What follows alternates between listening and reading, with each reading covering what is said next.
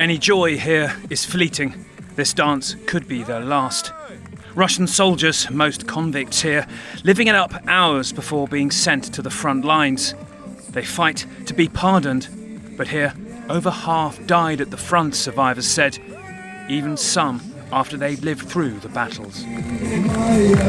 Viktor Savalnev was jailed for armed robbery and assault, but taken out of prison and thrown into the worst fighting outside of Soledar.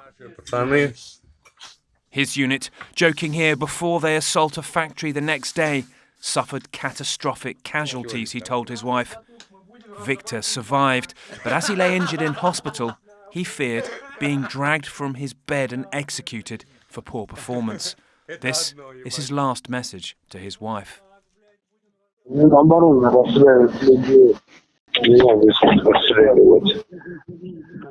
Я бы хотел бы вернуться назад, там, где я был.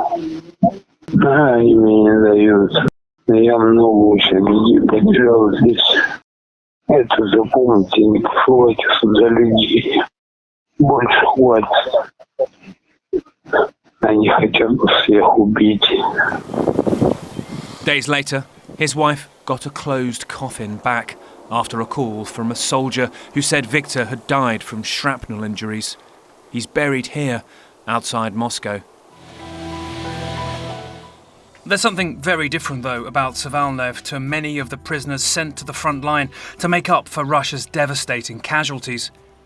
Most are sent by shadowy private military contractor Wagner, who in this propaganda video are keen to portray rare survivors coming back, joyful, grateful even, and last week claimed to have stopped recruiting in prisons altogether. But Savalnev and several convicts CNN has spoken to said they were hired from jail directly by the Russian Ministry of Defense.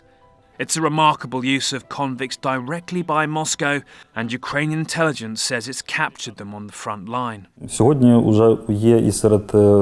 Even among Russian prisoners of war in Ukraine, there are now those recruited into the private companies of the Defense Ministry of the Russian Federation. They emphasize to us that they are not Wagner, but officially invited by the Defense Ministry. Here we hear echoes of internal squabbles in the Russian military leadership. Wagner's presence is being diluted with convicts directly controlled by the defense chiefs Shoigu and Gerasimov. Recruitment has surged, these government figures showing a sudden 27,000 drop in the prison population last year when the scheme was just underway, with no apparent amnesty to explain it.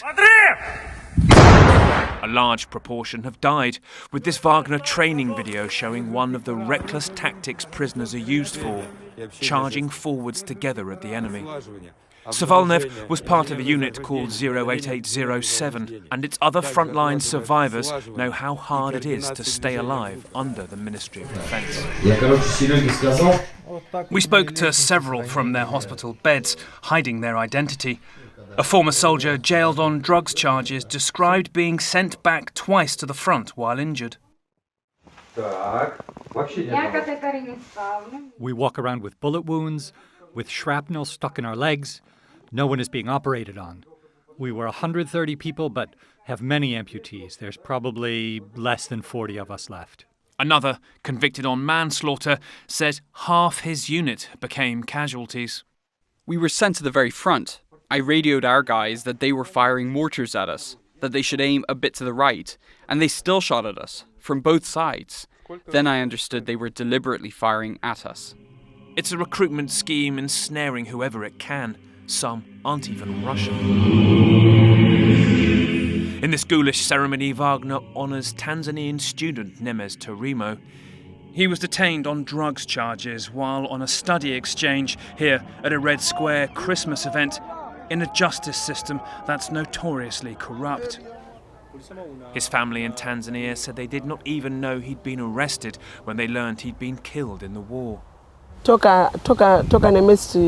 Since his childhood, Nemes was a very obedient boy. He wasn't a scamp. He was a very religious person. When he was alive, we never heard about it, but now that he's dead, we are told he was arrested for drug-related offenses. It really hurts us as a family. He never even had a dream of becoming a soldier. His body was returned closed, entombing yet another story of how life is thrown away at the front. Now, I should point out that CNN has reached out to the Russian Ministry of Defense for comment on this, and we've received no reply.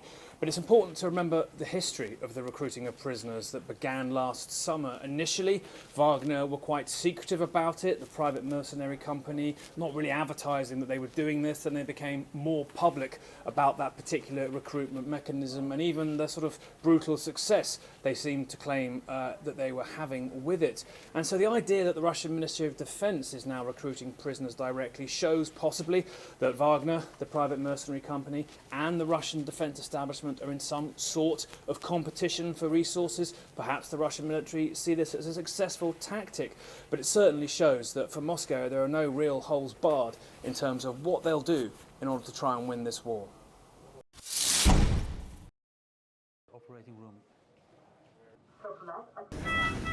Time is the great equalizer in hospitals all across Turkey, and there isn't enough of it here in Adana City at the Teaching and Research Hospital. The patients come in with fractures, with what sort of injury? Patients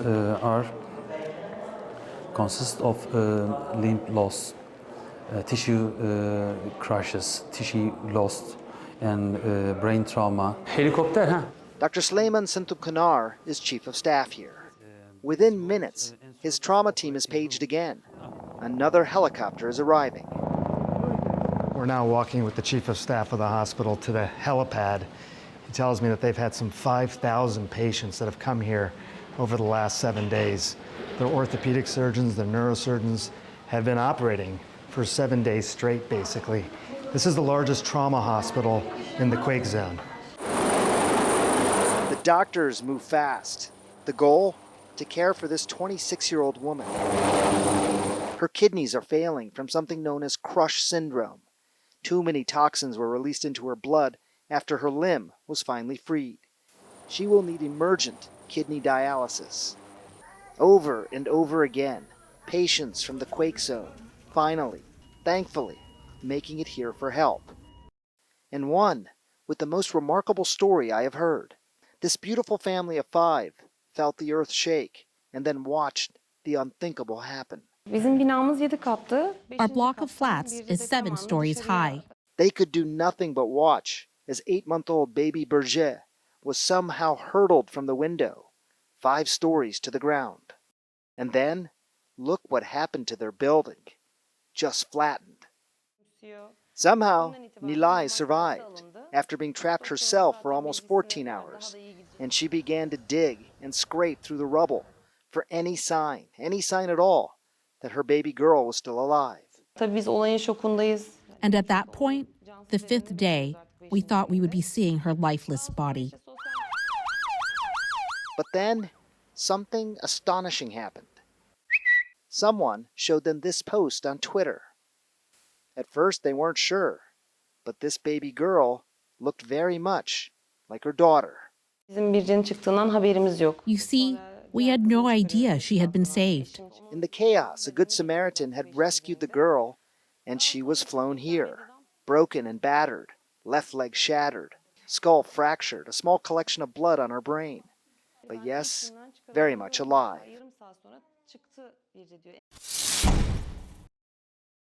Russian units pushing forward again and again, only to be obliterated by Ukrainian artillery, mines, and drones. CNN analysis of multiple videos taken over the past fortnight show the Russians lost at least 30 tanks and armored personnel carriers in this area alone, and it seems several hundred soldiers. These units seem without leadership or tactics. As Russian soldiers scramble to take cover, they are mercilessly cut down. Russian tanks and fighting vehicles careen straight into well-placed minefields. At one point, the lifeless body of a Russian soldier gets entangled in tank tracks. These satellite images provided to CNN show the intense bombardment of the tree lines where Russian armor tried and failed to take cover, and a landscape littered with destroyed machines. President Putin's only comment on the fighting here: The Marine Infantry are maintaining the operation just fine, he says. This very moment, they are fighting heroically. The UK says that Russians are losing soldiers at their highest rate since the start of the war. Even Russian military bloggers are venting their anger at the tactics and commanders. Only morons attack head-on the same heavily fortified place, writes one. Another demanding the general in charge be put on trial. If you see the tactics the Russians are using, does it look like they know what they're doing in that particular part of the front? It really doesn't. It's absolutely absurd that they've committed and they've tried to advance in a mechanized column that makes it a very vulnerable target. Still, it's part of an offensive that NATO's Secretary General thinks is now getting underway in earnest. Because we see what Russia does now, President Putin do now, is to send in thousands of more troops, accepting a very high rate of casualty, taking big losses, but putting pressure on the Ukrainians. In Volodar, Ukraine's defenses are standing firm, even as Russia resorts to using what appear to be thermobaric weapons. But there are growing concerns that Ukrainian units are running critically short of artillery ammunition. The current rate of Ukraine's ammunition expenditure is many times higher than our current rate of production. This puts our defense industries under strain. Now, another problem for the Ukrainians, Elon Musk's SpaceX restricting use of Starlink satellite technology in their key drone program. Musk saying on Twitter, "We will not enable escalation of conflict that may lead to World War III."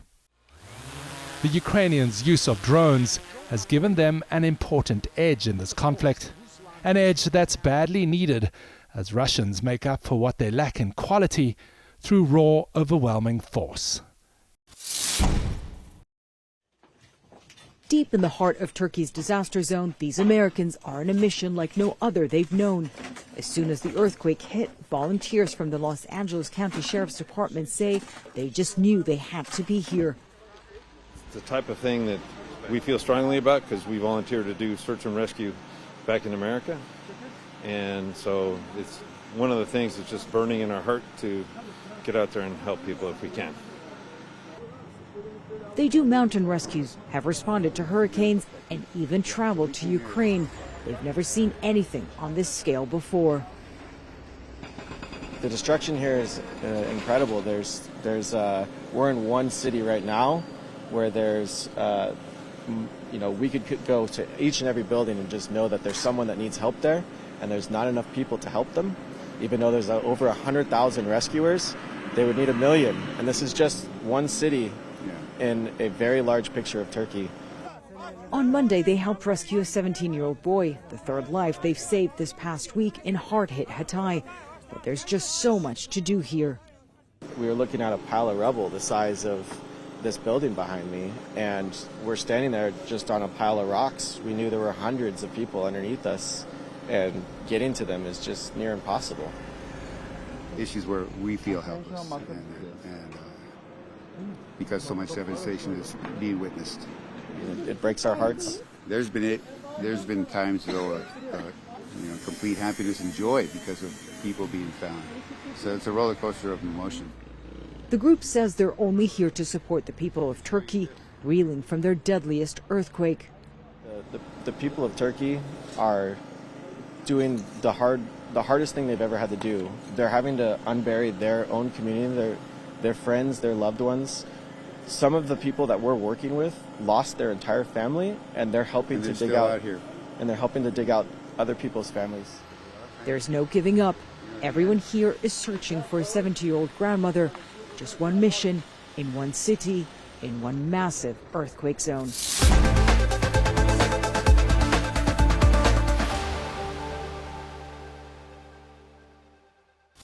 Primera plana con Alejandra Forero a las 6:30 de la tarde en su nuevo horario y las repeticiones al siguiente día a las 7:30 de la mañana y a la 1 de la tarde.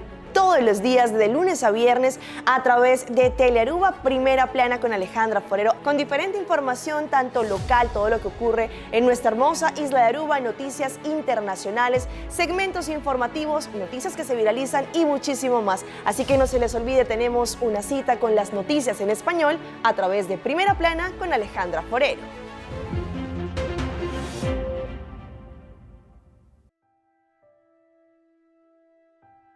Hobi gente ta quiere, cultura cacho también es un cos. Kunantin tur caminho de drume.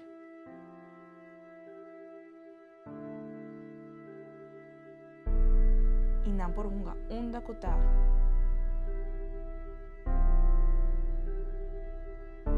Sigur, tur caminho de tinkoi komenta.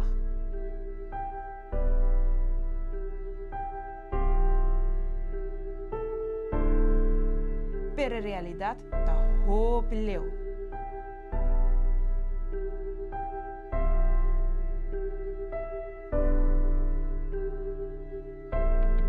Ban stop es aquí. Por favor, steriliza y castra vuestra mascota.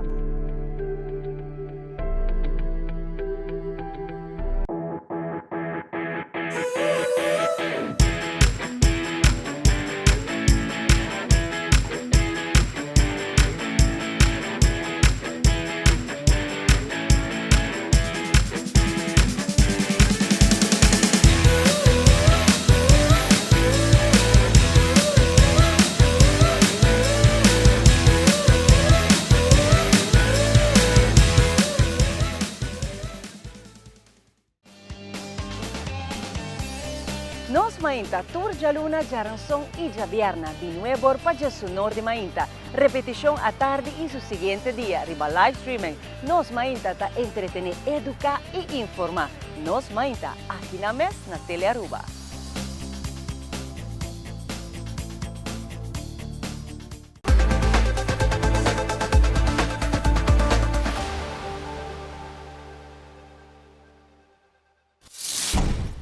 ¿A dónde se fue mi dinero? Muchos se sintieron frustrados cuando descubrieron que se pagaban menos asignaciones a sus cuentas de seguro médico. La respuesta está en los últimos intentos de China de reestructurar su sistema de seguro médico.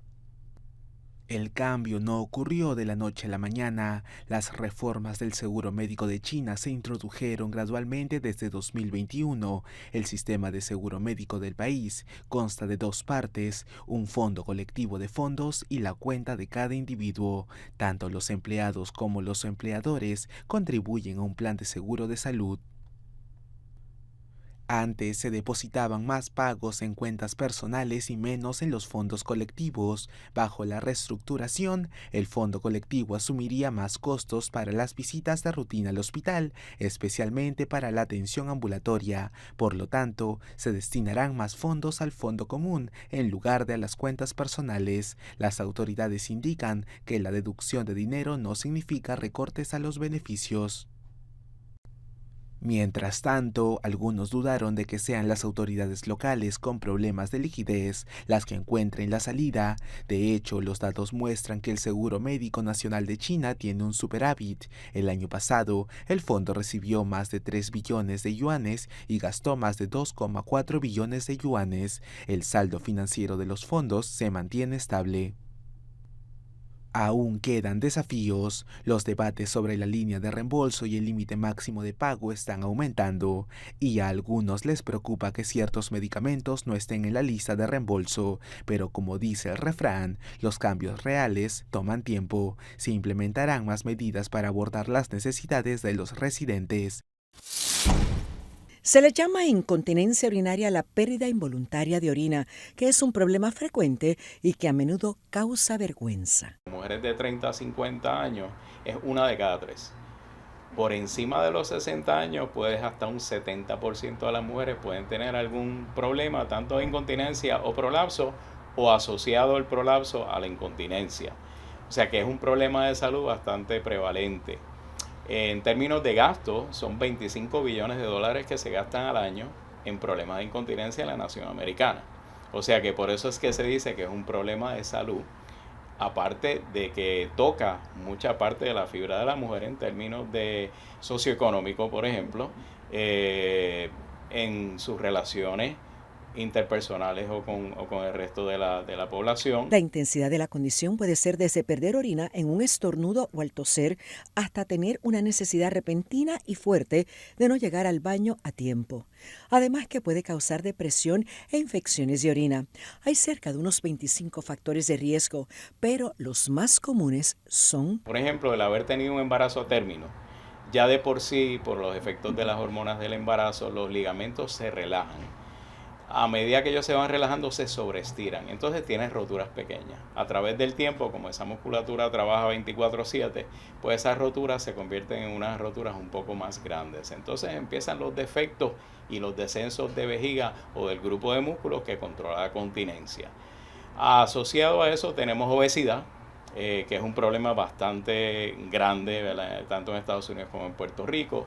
Tienes hipertensión, tienes diabetes, el fumar obviamente que daña la microvasculatura de esa área de los músculos, ¿verdad? Los vasitos pequeños que los alimentan y los predisponen a que tengan rotura. Con un estudio de urodinámica se puede conocer las presiones dentro del área de incontinencia y vejiga.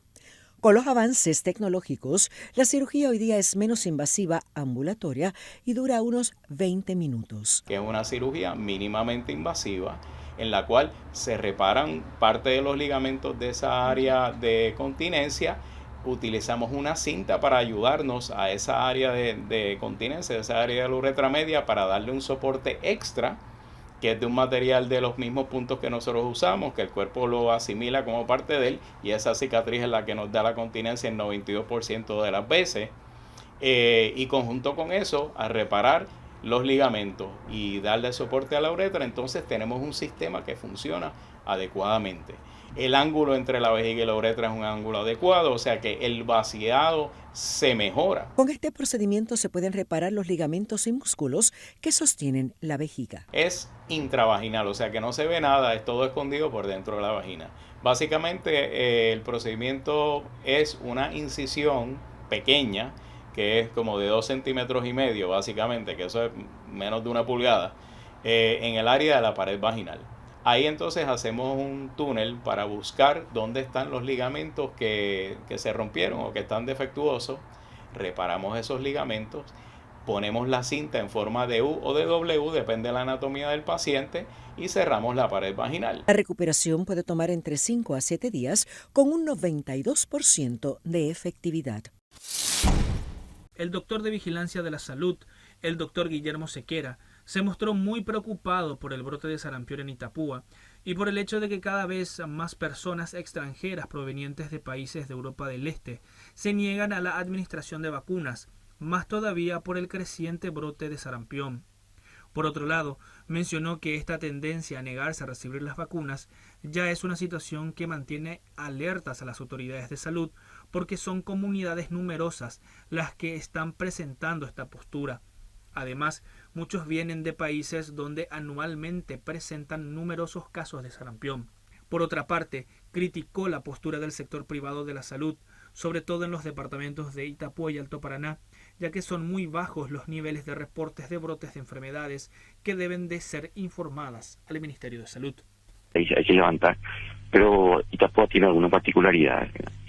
Tiene algunos distritos donde prácticamente es una religión no vacunarse.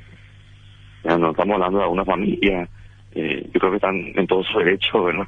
Si no quieren, ¿verdad? Pero cuando hay un movimiento colectivo sí nos preocupa. Cuando es un grupo, un bolsón de población que vive junta, ¿verdad? Entre todos, en este caso no vacunados, y en este caso, bueno, estamos señalando a una población migrante, ¿verdad? Generalmente de Europa del Este, que trae consigo, ayer hablábamos, pero se cortó la señal, ¿verdad? Europa del Este es una de las zonas del mundo con más grandes brotes de sarampión desde hace tiempo, 4 bebés con chikungunya fallecieron hasta este momento en el Hospital Pediátrico Acostaño.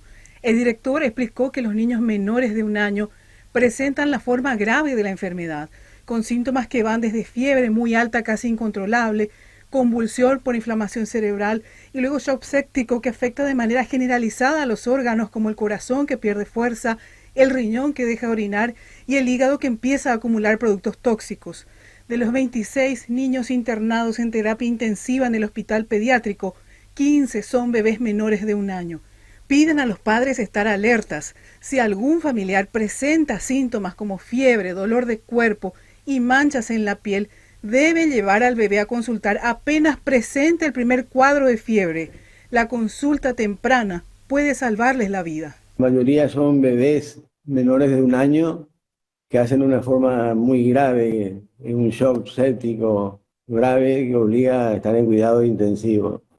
Después está el aumento del número de consultas en la urgencia por el manejo ambulatorio y también hay 17 casos sospechosos internados. Nosotros hablamos de sospechosos porque todavía no tienen la PCR, ¿verdad? El estudio que es confirmatorio, entonces son sospechosos, pero que son chikungunya clínicamente son. Y evidentemente se enferman los niños y se enferman algunos muy graves, principalmente los menores de 1 año y dentro de ese grupo otra vez los menores de 3 meses. Sí, y los recién nacidos son los más graves también, lo que le afecta. La mamá se contagia esos 5 días estando en el periodo de estado de la enfermedad y tiene el bebé, sale y hay que dejarlo internado porque bruscamente se ponen mal, a veces recién hasta el 5º o 7º día. Estamos preocupados porque son chicos chiquitos y que se enferman bruscamente.